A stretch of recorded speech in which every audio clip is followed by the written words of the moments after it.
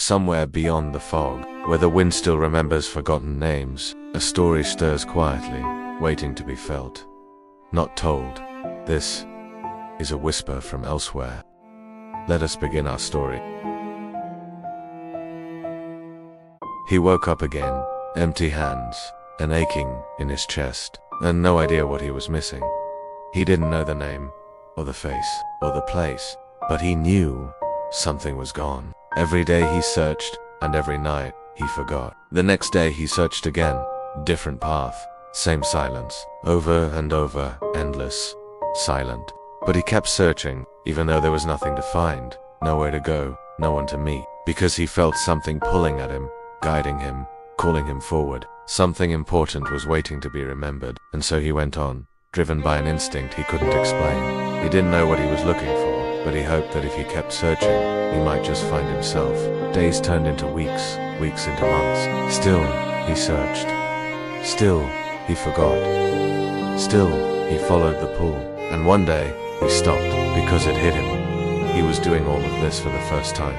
This realization brought a new feeling, fresh and sharp like a stone skimming across water. Just maybe, he could leave a clue for the next version of himself. The one who woke up with the ache, the one who would follow the pull without knowing why. He took a deep breath and reached out. His fingers traced lines on the rough bark of a tree, spelling out, "Start here." Then he moved on, hoping against hope that tomorrow when he woke up, he would remember. He didn't. He woke up and felt the pull, and then he saw the marks on the trees, and he smiled. Because finally, he had a beginning. The next day he walked. He ran. When he saw the words carved in stone, "Start here," he touched them, felt their meaning in his bones.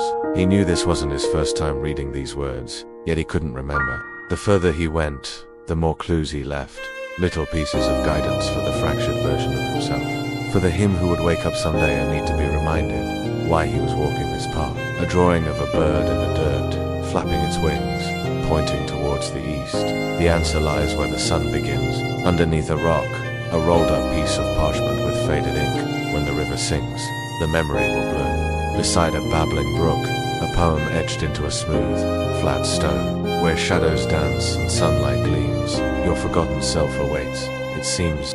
He left these messages hoping that each one would be enough, hoping that somewhere along the way, the next version of him would start remembering, because he understood now that he wasn't just trying to find an answer, he was trying to find himself. And it worked, because one day, while following the clues he'd left behind, the next version of him came across a whisper of a memory. He heard a name, beautiful, haunting, familiar, and then he found the face. Kind eyes crinkled at the corners, a smile that reached those eyes, a touch of freckles across a button nose.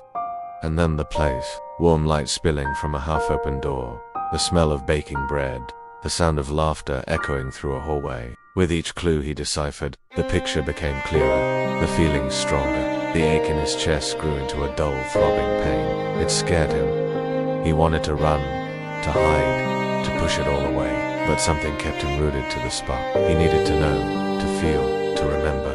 The memory returned in fragments, a shared joke, a favorite book, a lullaby hummed at night. With each fragment, the world around him shifted, revealing the life he'd lived, the love he'd known, the joy he'd felt. It was beautiful.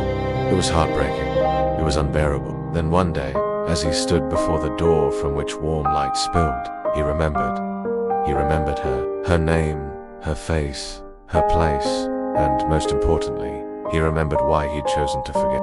Long ago, in a moment of desperation, he'd buried the memory of her, of their life together, as deep as he could, hoping to protect himself from the pain of losing it. But the pain didn't go away. It just changed form. It settled in his chest, in his bones, in his dreams, a constant ache that whispered in his ear, "You have lost her." And so he carried it with him, day after day, year after year, until one day he couldn't take it anymore. That's when he began the endless search, the search for an answer that was buried deep inside him. He had forgotten her face, her name, their life together, but he never forgot the pain, and now, standing before the open door, he understood why. He had chosen to forget to survive, because to carry that pain, to breathe it in, to walk with it, to talk with it, was to carry fire in his chest with no air to breathe. Now he had it all back. But the question returned, should he keep it and burn, or forget again? and live. He touched the worn frame of the door, feeling the coolness of the wood against his fingertips. The decision was his. No one else could make it for him.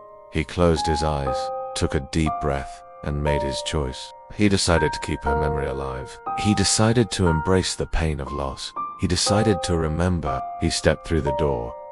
One last thing. He carved one final message in the wood of the doorframe, a message for the next version of himself. The one who might wake up someday feeling the pull. The one who might wonder why he was walking this path. If you find this pain again, and it breaks you, let it go. Some memories are not cages, but they are not wings either. He woke up again. He felt the pull. He looked around. He didn't recognize the place, the trees, the path. He didn't remember her, but there was something different this time.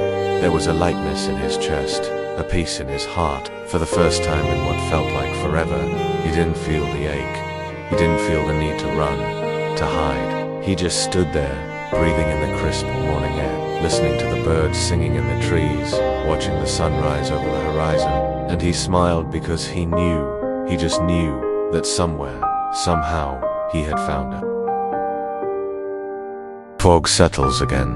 The light fades, but the story lingers, in echoes, in ashes, in silence.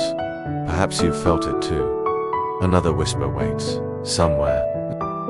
Until next time, stay close to the flame.